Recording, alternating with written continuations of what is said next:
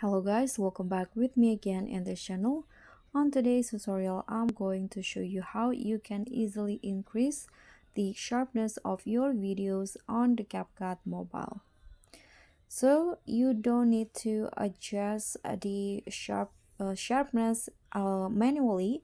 You can just use this flag on CapCut that you can find on the video effects. So click on effect, video effects, and here find the lens category.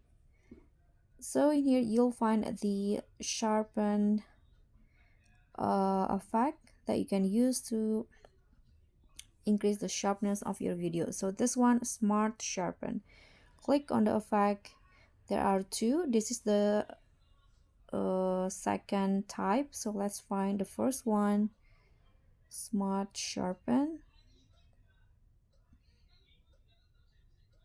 Okay, this first one, so you can just choose which one that you want.